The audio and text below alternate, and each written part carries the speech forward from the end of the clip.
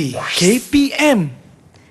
Terus berkongsi pelbagai informasi dan juga menyampaikan ilmu pengetahuan yang bermanfaat pastinya di Didik TV KPM. Assalamualaikum, salam sejahtera kepada semua murid-murid yang sedang menonton ketika ini. Yang pastinya ini slot khusus untuk calon-calon SPM yang mana kita berada dalam Sukses SPM 2021 pecutan. Dan fokus pada hari ini dalam 1 jam ini kita akan bawakan pemerhatian murid-murid ataupun calon-calon SPM untuk mata pelajaran Kesusasteraan Melayu Komunikatif. Baik, untuk mengetahui siapakah yang bakal berkongsi antara tips dan juga panduan untuk menjawab kertas soalan ini, pastinya kita akan bersama dengan seorang guru penyampai yang sudah tentu banyak pengalamannya. Apa kata kalau kami kongsikan sedikit tentang profil guru penyampai hari ini? Silakan.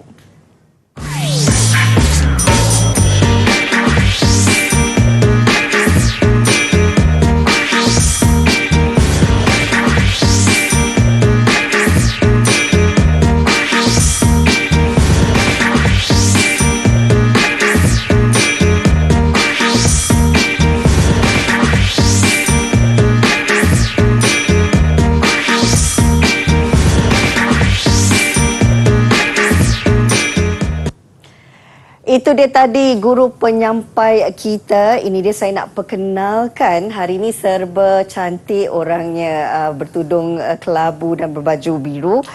Puan Maizura Muhammad ataupun Cikgu Maizura merupakan guru kanan bahasa Sekolah Menengah Bacok Kelantan. Jauh datang ya Cikgu? Ya.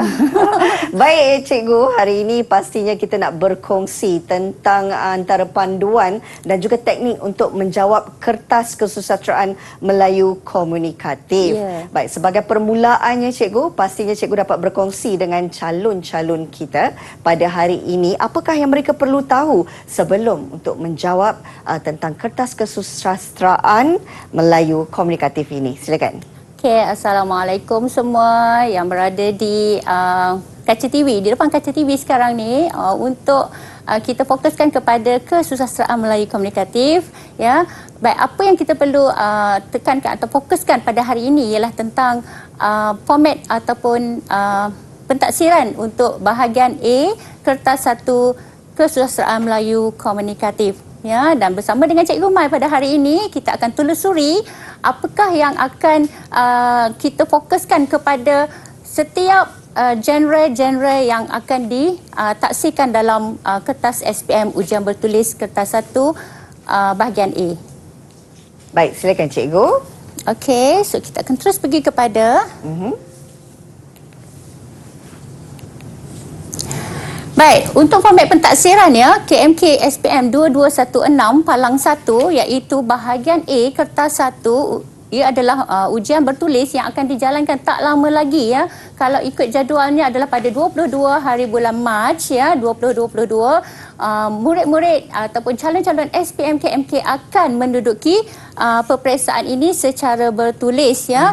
Dan bahagian A merupakan soalan-soalan berkenaan dengan subjektif respons terhad ya. Dan untuk bilangan item ya, dalam bahagian A adalah sebanyak 10 item ya. Markah yang diperuntukkan adalah 40 markah dan jenis item yang akan ditaksirkan dalam bahagian A adalah elemen sastra, kritikan sastra dan pembangunan insan ya. Masa yang diperuntukkan untuk bahagian A kertas 1 adalah 1 jam ya. Okey, sebab keseluruhannya untuk KMK kertas 1 ini 2216 Palang 1 adalah sebanyak 2 jam. Ya, 2 jam 30 minit maaf saya ya. Dan kita peruntukkan untuk bahagian A hanyalah 1 jam saja. Peruntukkanlah, kalau macam calon boleh perlukan masa lebih tak ada masalah, tapi untuk kita kena peruntukkan juga untuk bahagian B lah ya. Okey, dan jawapan untuk subjektif respons terhad ni adalah perlu ditulis secara ringkas dan juga hanya berkaitan dengan fakta-fakta sahaja, dan contoh bagi jawapan boleh diambil dalam petikan ya. Dan kaedah penskoran adalah secara analitikal ya, sebab kita ada markah yang dituliskan daripada setiap soalan tu ya. Baik. Seterusnya ya, kita pergi kepada bilangan soalan ya, iaitu bahagian A terdapat 10 item yang mana diperuntukkan macam yang Cikgu Mai dah beritahu tadi, ialah 40 markah ya. Dalam 10 item itu terdapat 6 item merupakan respons terhad yang berdasarkan kepada 5 genre. Sekejap lagi kita akan tengok apakah dia 5 genre tersebut. Ya, dan seterusnya ada 4 item lagi dalam respons terhad juga, iaitu daripada item mana-mana genre, ya, item kritikan sastra dan juga item berdasarkan pembangunan insan. Jadi setiap calon mestilah menjawab semua soalan, tak ada pilihan. Ya, calon kena jawab ke 10 soalan tersebut dengan merangkumi 40 markah tersebut. Okey.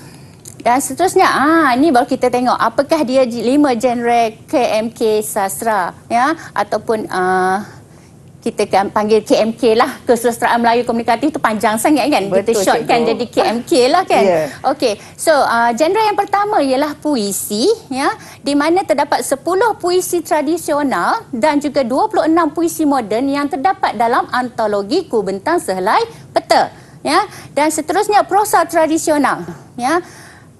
Ada 3 prosa tradisional dalam antologi Nilai Insan, ya. Dan seterusnya cerpen, genre cerpen, di mana terdapat 10 cerpen dalam antologi Kubentang Sehelai Peta, dan juga seterusnya novel, ya, ada 10 bab dari novel naratif Ogon Shoto, dan seterusnya 2 drama yang terdapat dalam antologi Kubentang Sehelai Peta. Okey, dan ini adalah semuanya buku teks dia, ya, buku teks untuk antologi cerpen, antologi prosa tradisional, dan ini adalah novel. Jadi Cikgu Mai tak payah nak cerita lagi lah, sebab semua murid dah tahu sangat dah tentang 3 novel ni, dan cikgu percaya ya semua dah lunyai dah ni gunakan buku-buku teks ni untuk persediaan mereka menjawab soalan, ya. Baik, cikgu terus pergi kepada kata kunci soalan, ya. Baik, murid perlu memberi pernyataan sahaja tanpa contoh sekiranya kata kunci soalannya ialah berikan, senaraikan dan juga nyatakan. Jadi bila keluar kata kunci yang ni, tak perlu dah kita fikirkan pasal contoh, just bagi sahaja pernyataan, ya. Baik, kita tengok contoh dia. Contoh soalan untuk nyatakan, maknanya kita tak perlu ada contoh, ya, beri pernyataan sahaja. Tersebut pula suatu perkataan, Raja Malabari empunya kerajaan, sehari-hari bersuka-sukaan, rakyatnya banyak tiada terkian. Baik, ini adalah petikan daripada syair 100 siti yang terdapat dalam antologi Nilai Insan. Okey, jadi kita tengok soalan dia. Nyatakan 4 bentuk syair yang terdapat dalam petikan puisi tersebut. Markah yang diperuntukkan ialah 4 markah, ya. Baik. Bila kita tengok kata kuncinya ialah nyatakan, ya, okay? Nyatakan maknanya kita tak perlu letakkan contoh, terus pergi pada fakta. Ya. Jadi jumlah perkataan dalam setiap baris tidak sama. 1 markah diperuntukkan. Ya, sebab dia nak 4, markah yang diperuntukkan ialah 4 markah. Jadi setiap satu jawapan adalah 1 markah. Ya. Dan seterusnya rima akhirnya adalah sama, 1 markah. Ada sebab dan akibat. Sebab kalau kita tengok bentuk, ya, bentuk syair, setiap baris adalah maksud. Dia tak ada pembayang maksud macam pantun, ya. Jadi syair-syair itu semua merupakan cerita yang bersambung-sambung dari setiap rangkap, ya. Jadi ada sebab dan akibat merupakan salah satu daripada bentuk syair. Dan setiap baris mempunyai maksud juga, bentuk syair juga. Jadi ini adalah 4 jawapan yang tak perlukan contoh. Ya, sebab kata kuncinya ialah nyatakan. Okey, dan seterusnya kita tengok kata kunci yang kedua, iaitu murid perlu memberi pernyataan beserta contoh atau huraian sekiranya kata kunci soalannya ialah berikan beserta contoh, senaraikan beserta contoh, nyatakan beserta contoh, huraikan, jelaskan, terangkan. Okey, jadi ini semua adalah kita perlu sertakan contoh atau huraian, bukan sekadar pernyataan saja. Kalau tak letakkan contoh, jawapannya tidak lengkap, ya. Okey. Kita tengok soalan contoh. Sahat membayangkan setiap hari Bukit Emas bakal digondolkan untuk diniagakan tanah kuning dan batu batannya. Sahat membayangkan keadaan setiap pokok durian, pokok rambutan, cempedak dan lansat kampung kuah yang menghijau di Bukit Emas akan tumbang menyembah bumi. selama ini pokok buah-buahan di Bukit Emas telah menjadi punca rezeki mereka dan menjadi pemikat orang luar termasuk pelancong berkunjung ke Kampung Kuah di kaki Bukit Emas. Jadi itu adalah petikan bahan ransangan. Dan soalannya ialah nyatakan 2 latar tempat berserta contoh dalam petikan cerpen tersebut. Juga 4 markah yang diberikan. Okey, jadi jawapan dia sebab dia ada perkataan kata kunci nyatakan beserta contoh. Jadi kena nyatakan fakta dan kena sertakan contohnya. Jadi Bukit Emas adalah jawapan dia, fakta, 1 markah. Contohnya, Sahat membayangkan setiap hari Bukit Emas bakal digondolkan untuk diniagakan tanah kuning dan batu batannya. Okey, jadi gariskan latar tempat tersebut iaitu Bukit Emas. Jadi dah lengkaplah. 1 markah untuk fakta Bukit Emas dan 1 lagi markah untuk contohnya. Dan perlu digariskan. Kalau tak garis, pemeriksa susah nak nampak kat mana sebenarnya jawapan dia yang berkaitan dengan latar tempat tu. Ya. Dan seterusnya jawapan yang kedua, sebab baru 2 markah kan? Markahnya ada 4 markah, jadi kena bagi 1 lagi jawapan iaitu Kampung Kuah. Contohnya, Sahat membayang keadaan setiap pokok durian, pokok rambutan, cempedak dan lansat penduduk Kampung Kuah yang menghijau di Bukit Emas akan tumbang menyembah bumi. Okey, jadi ini adalah contoh untuk kedua-dua jawapan. Baiklah, itu penerangan daripada Cikgu Maizura menyentuh tentang penerangan ringkas format soalan KMK dan bagaimana penerangan kata kunci soalan serta contohnya bagi memudahkan dan juga memahamkan kepada calon-calon SPM. Kita nak berehat seketika, kembali lagi bersama kami dalam Didik TV KPM.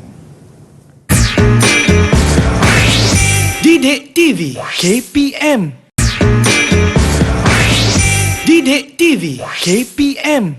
Bersama kami dalam Sukses SPM 2021 Pecutan hari ini khusus untuk calon-calon SPM yang bakal menduduki peperiksaan bagi kertas Kesusasteraan Melayu Komunikatif atau KMK. Kita nak bersama dengan Cikgu Maizura Mohamad di mana hari ini cikgu akan memberi fokus terhadap bagaimana cara menjawab bahagian A dan hari ini kita nak menyentuh tentang aspek kajian puisi. Silakan cikgu. Okey. Baik, seperti yang telah host beritahu ya, apa yang kita akan perkenalkan pada slot ini ialah aspek kajian puisi di mana terdapat 4 aspek yang akan dikaji dalam setiap puisi ya. Genre puisi iaitu puisi tradisional dan juga puisi moden ya. Puisi moden tu ialah sajak lah ya. Ya, ada aspek yang pertama ialah pengarang, jenis, ciri dan juga fungsi. Okey, dan kajian aspek kajian yang kedua ialah elemen iaitu maksud, bentuk, tema, persoalan, gaya bahasa, irama ataupun nada ya, bentuk ataupun ciri, nilai murni, pengajaran dan perbandingan puisi. Manakala dalam kritikan sastra pula ada 4 iaitu maksud, pandangan, sanjungan dan saranan. Ya, semua itu adalah berdasarkan kepada elemen-elemen sastra. Ya. Dan juga yang terakhir ialah aspek kajian pembangunan insan iaitu elemen sasiah. Dalam elemen sasiah itu ada 2 iaitu unsur keagamaan dan kepribadian unggul, isu masyarakat iaitu isu masyarakat itu sendiri dan juga citra masyarakat, dan seterusnya ialah isu kenegaraan iaitu unsur-unsur patriotisme dan ciri-ciri kepemimpinan. Okey, jadi ini semua adalah aspek-aspek yang perlu dikaji oleh calon yang mana akan ditaksikan dalam ujian bertulis kertas 1. Okey. Seterusnya kita pergi pada contoh soalan contoh puisi tradisional. Okey, cikgu sediakan kat sini satu soalan contoh. Rasaku ini sangatlah dahaga, barang sedikit carikanlah juga. Pergilah berjalan menteri ketiga, mencari sungai dengan telaga. Ini adalah petikan daripada puisi tradisional dalam antologi nilai insan. Ya. Arahan soalannya ialah berikan 2 unsur bunyi beserta contoh yang terdapat dalam puisi tradisional tersebut. Okey, jadi ada dekat situ ialah unsur bunyi. Kehendak soalan ialah unsur bunyi. Kata kuncinya ialah berikan beserta contoh. Maknanya kena ada pernyataan, kena ada contoh. Barulah lengkap soalannya. Okey. Jawapan contohnya ialah ya, ada 3. Kalau nak kira unsur bunyi itu memang ada 3 lah, iaitu asonansi, aliterasi dan juga rima akhir. Tapi soalan meminta supaya kita keluarkan 2 unsur bunyi. Tapi kalau murid dia dah tahu 3, dia nak cerita juga 3, nak tulis juga 3, cikgu saya nak tulis juga cikgu 3, silakan, tak ada masalah, boleh je. Ya, jangan takut kena potong ke tak, kan? Sebab kalau dia dah tahu, tak ada masalah. Tulis je. Jangan sekat kemahuan calon ataupun murid tu. Okey. Yang pertama ialah unsur bunyi asonansi. Ya. Contoh, rasaku ini sangatlah dahaga. Okey, itu adalah pengulangan unsur vokal A. Sebab cikgu gariskan kat situ ialah huruf A. Okey, ada pengulangan huruf A yang banyak dalam baris tersebut. Dan semua ini mestilah digariskan. Ya, mesti digariskan. Kalau tak gariskan, salahlah. Okey. Tapi ada pilihan dia. Ya, kalau lah murid kata, cikgu, saya tak nak garis lah cikgu. Tak apa, tak nak garis, tak apa. Salin je, rasaku ini sangat dahaga. Dalam kurungan, tuliskan pengulangan huruf vokal dalam baris. Masih lagi betul. Boleh Tepat. diterima, cikgu? Boleh diterima. Baik. Ya. Kalau dia rasa, cikgu saya tak bawa pembaris, macam mana saya nak garis kan? Okey, tak apa. Tak payah garis. Ya. Okey, sama juga dengan aliterasi, iaitu pengulangan huruf konsonan. Contohnya, pergilah berjalan menteri ketiga. Gariskan. Atau pilihan berikutnya ialah, pergilah berjalan menteri ketiga dalam kurungan pengulangan huruf konsonan R dalam baris. Ya. Sebab huruf R adalah konsonan, kan? Dia gunakan banyak kali huruf R. Bila kita sebut pergilah berjalan menteri ketiga, kan? Banyak pengulangan huruf R. Bila kita cakap pun dia jadi macam keluar R gitu, kan? Okey. Dan seterusnya, rima akhir. Ini adalah yang ketiga, pengulangan unsur bunyi. Sorry ya. Jawapan untuk unsur bunyi, ya. Contohnya A. Ya, sebab bila kita tengok pada soalan ni, ya, dahaga, juga, ketiga, telaga. Unsur bunyinya adalah sama, iaitu A. Okey, jadi rima akhirnya adalah A. Okey, kalau tengok dekat sini, kat 3 jawapan, 1 campur 1, 1 untuk pernyataan, 1 untuk contoh. Okey, 1, 2. Jadi kalau nak ikut semuanya betul, ada 6.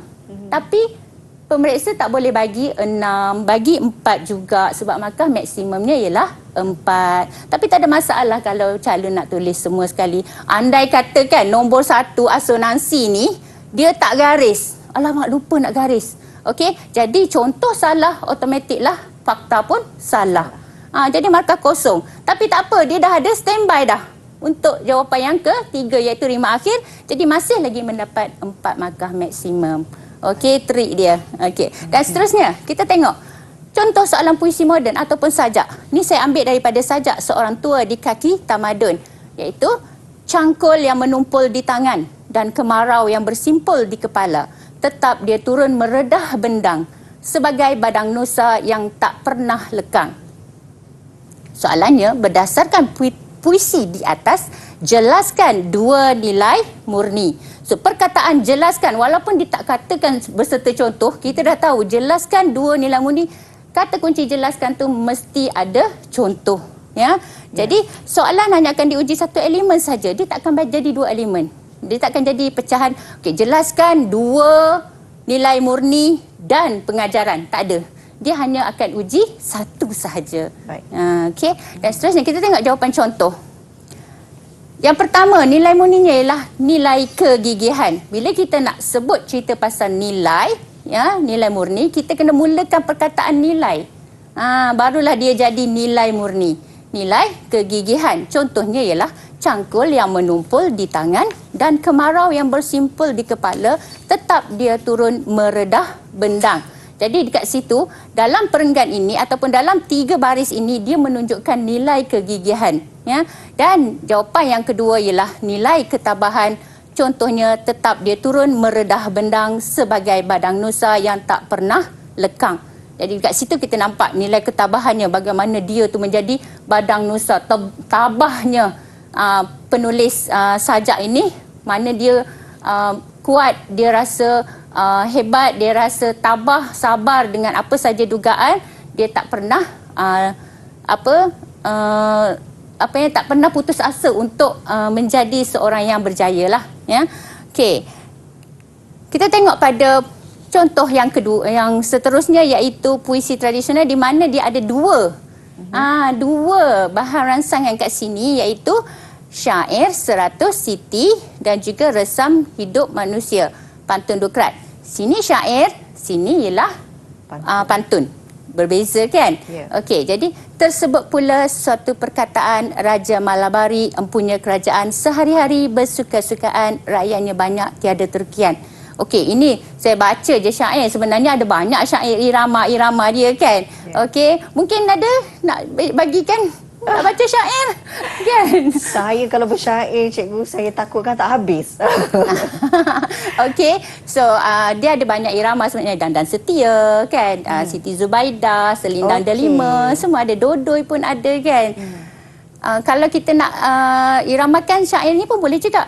Tersebut pula suatu perkataan Raja Malbari empunya kerajaan sehari-hari bersuka-sukaan, rakyatnya banyak tiada terkian.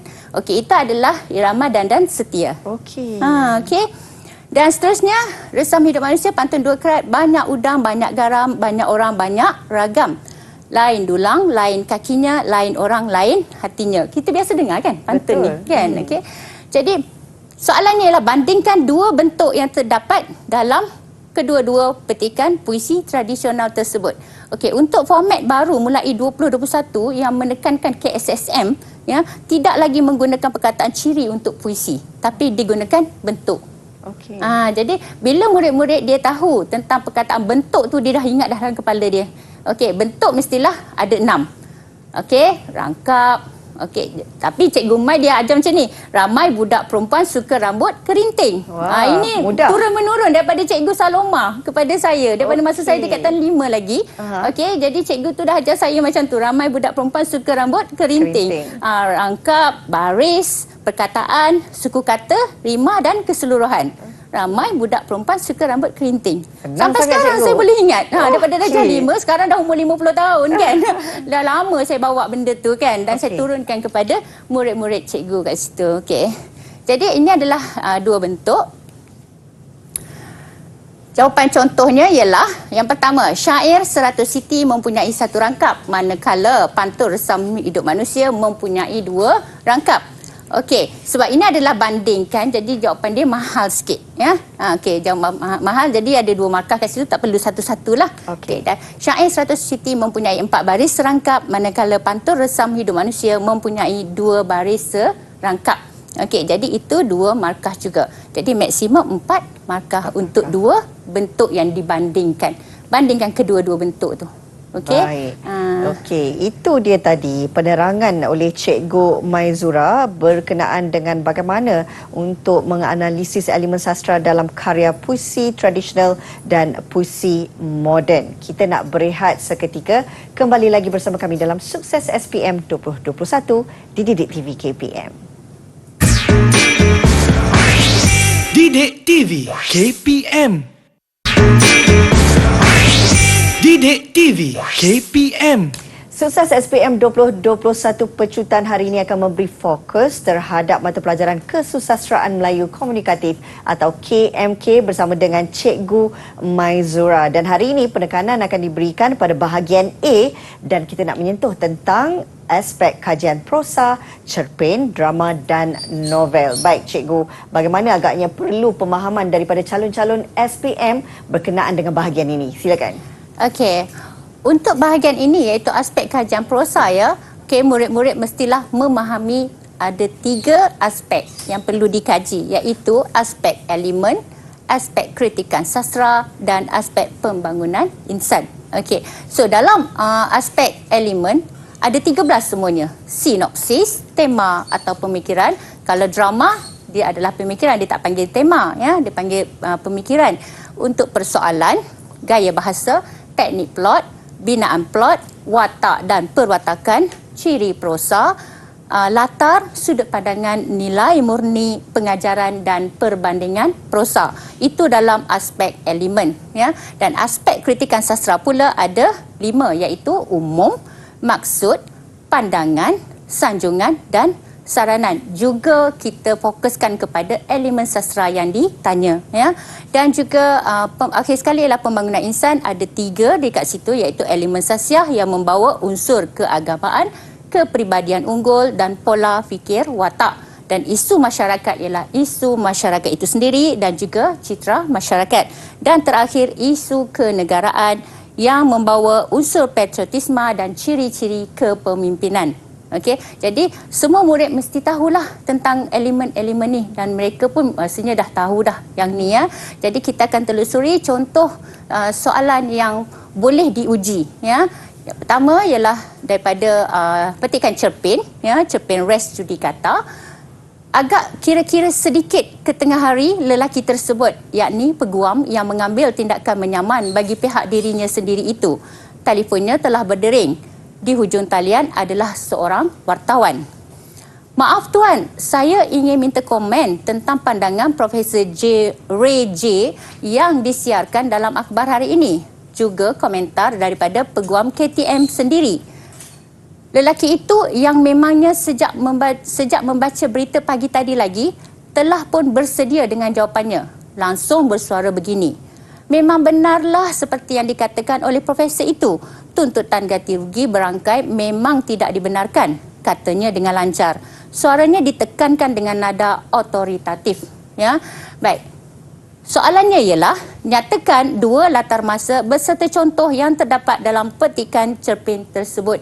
Jadi, markah yang dibawa adalah 4 juga, ya. Yeah. Jadi, soalannya nyatakan beserta contoh, maknanya kena ada contoh, ya. Alright, kita tengok pada jawapan contoh. Untuk latar masa yang pertama ialah waktu tengah hari. Ya, contohnya wartawan telah menghubungi lelaki tersebut, yakni peguam yang mengambil tindakan menyaman bagi pihak dirinya itu sendiri pada waktu tengah hari. Gariskan perkataan waktu tengah hari tersebut. Okey, jadi ada contoh, ada pernyataan, iaitu waktu tengah hari, latar masa kan. Yeah. Okey, dan pada hari ini, contohnya pandangan Profesor Ray J dan komentar daripada peguam KTN sendiri telah disiarkan dalam akhbar pada hari ini. Okey, ada fakta iaitu pada hari ini dan juga ada contohnya. Seterusnya ialah waktu pagi.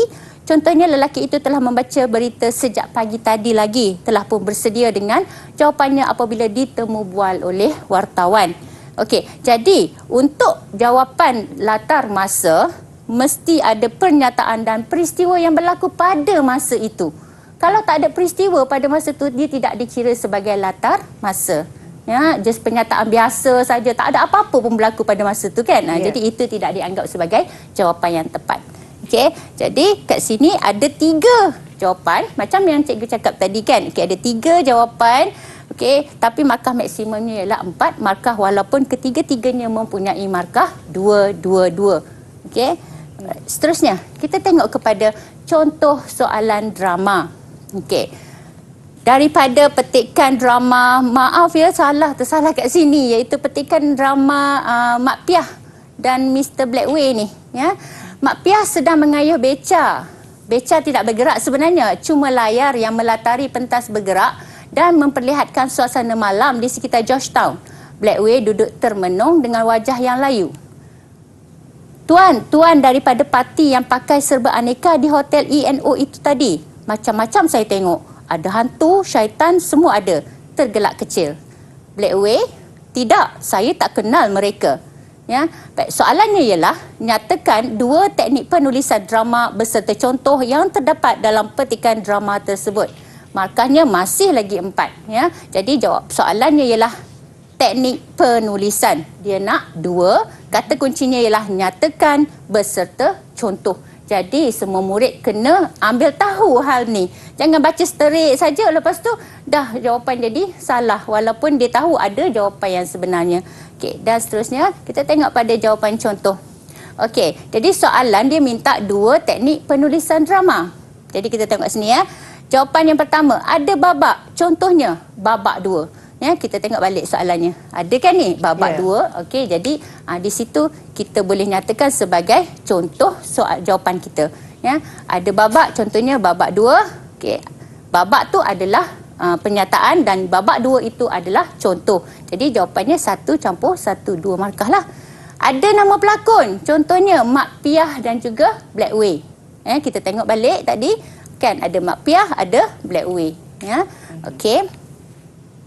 Seterusnya ada aksi, contohnya tergelak kecil. Macam mana kita nak tahu itu adalah aksi? Kita tengok balik.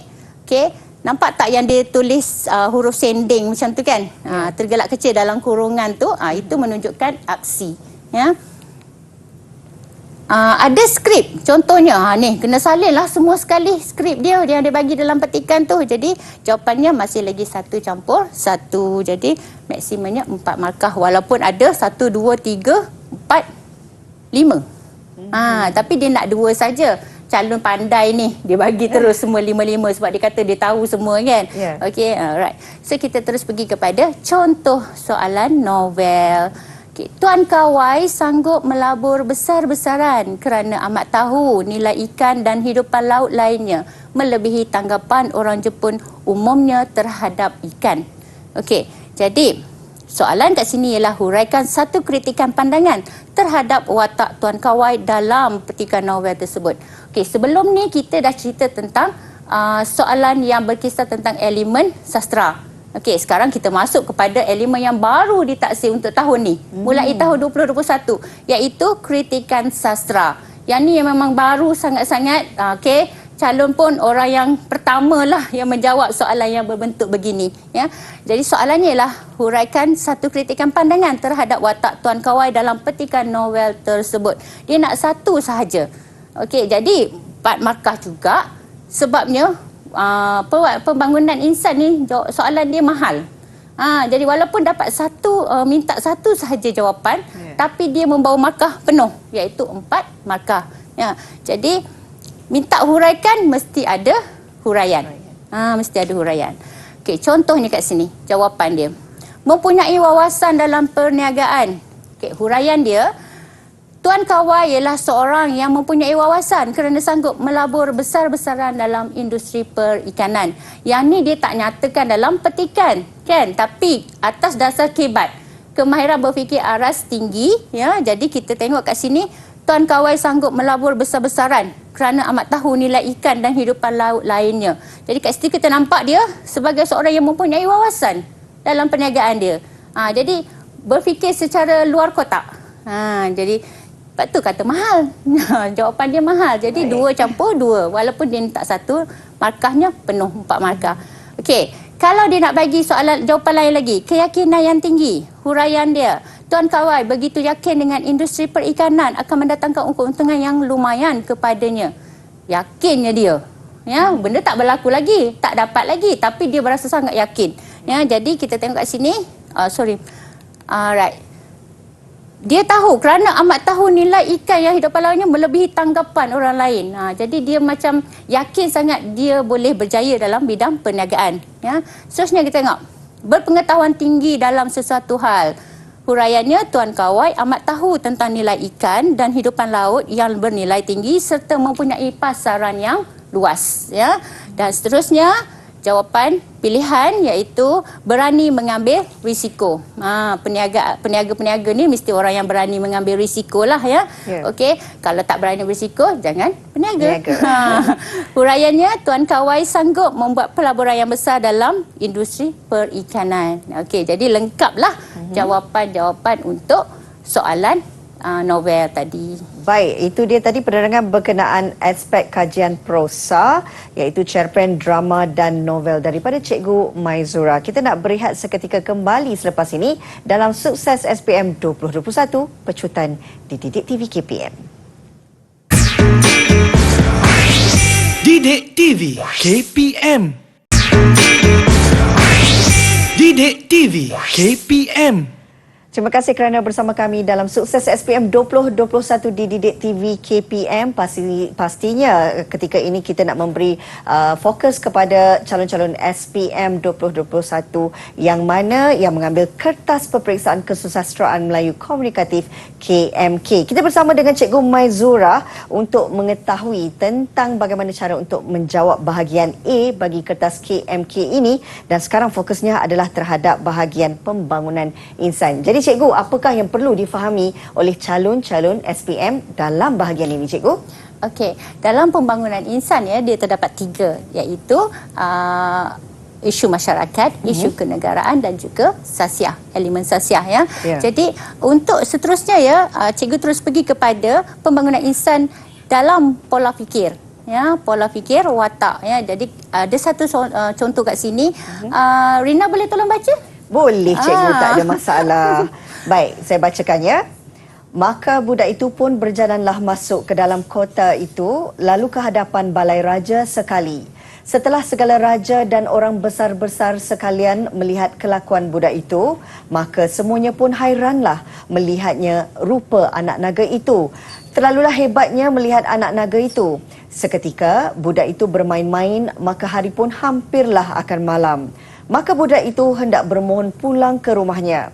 Maka baginda pun memberi kurnia akan budak miskin itu sahaya 2 orang berserta pula dengan kain dan baju serta beras padi.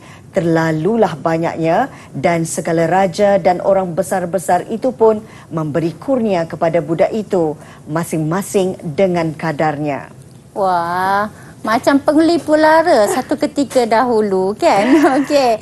Jadi terima kasih Rina. Terima kasih Cikgu. Soalannya ialah jelaskan satu pola fikir watak raja yang terdapat dalam petikan prosa tradisional tersebut Jadi pola fikir watak adalah cara ataupun corak fikiran sesuatu watak itu yang mempengaruhi tindakan ataupun tingkah lakunya. Jadi kita tengok jawapannya macam mana. Jadi pastikan kata kuncinya jelaskan jadi kena ada contoh ataupun huraian. Jawapan contohnya ialah jelaskan membalas jasa setelah diberi sesuatu. Jadi huraiannya ialah bagi deraja memberi kain baju dan beras padi kepada budak miskin setelah melihat persembahan budak miskin bersama-sama anak ular dan naga. Okey, sama juga tadi iaitu pembinaan insan. Jawapan dia mahal. Jadi markah dia pun walaupun diminta satu sahaja, markah yang diperuntukkan tu sangat besar. Okey. Jadi kalau nak ikut kat sini pola fikir watak raja, dia bertindak, dia kata aku dah tengok satu persembahan yang menarik, jadi kena bagilah kurnia ataupun hadiah Jadi itulah dia. Jadi dia membalas jasa, dia bertindak dengan memberi kain baju dan juga beras padi kepada budak miskin itu. Okey, jawapan yang kedua, prihatin terhadap keadaan orang lain. Segala raja dan orang besar memberi kurnia atau hadiah kepada budak miskin mengikut kadarnya setelah menyaksikan persembahan budak miskin. Bukan setakat baginda raja sahaja, malah orang-orang besar yang lain pun turut berfikir bahawa dia patut memberi kurnia ataupun hadiah kepada budak miskin tu, sebab dia kata apa? Budak miskin tu budak miskin kan, miskin tak ada apa, daif. Jadi kalau dia bagi beras, bagi kain baju, dapatlah membantu budak miskin itu. Jadi apa yang dipikirkan oleh watak itu, itulah tindakan dia. Okey. Dan seterusnya kita tengok contoh soalan cerpen. Nak minta tolong Rina lah sekali lagi. Boleh Cikgu, tak ada masalah. Okey, silakan Rina. Baik, kita baca soalan contoh cerpen. 3 bulan lalu, dia isteri seorang pemimpin yang disegani. Dia berkelakuan mengikut protokol. Pakaian mesti begini dan begitu. Cara jalannya mesti begini dan begitu. Apabila bersalaman, jangan genggam erat, tapak tangan mesti lurus dan sentuh sedikit sahaja tapak tangan orang bersalaman dengannya. Jangan seperti wanita-wanita lain. Apabila bersalam, digenggam erat seluruh tapak tangan sehingga terasa ke hati. Ya, terima kasih Rina. Sama-sama, Cikgu. Macam baca berita lah pula. Okey. Jadi ini adalah daripada cerpen Perspektif yang terdapat dalam antologi Kubentang Selai Peta. Okey. Jadi soalannya ialah jelaskan satu citra masyarakat yang terdapat dalam petikan cerpen tersebut. Citra masyarakat juga dalam elemen pembangunan insan. Jadi jawapan dia mahal kat situ. 4 markah walaupun satu jawapan saja yang diminta. Alright, kita tengok jawapan contohnya.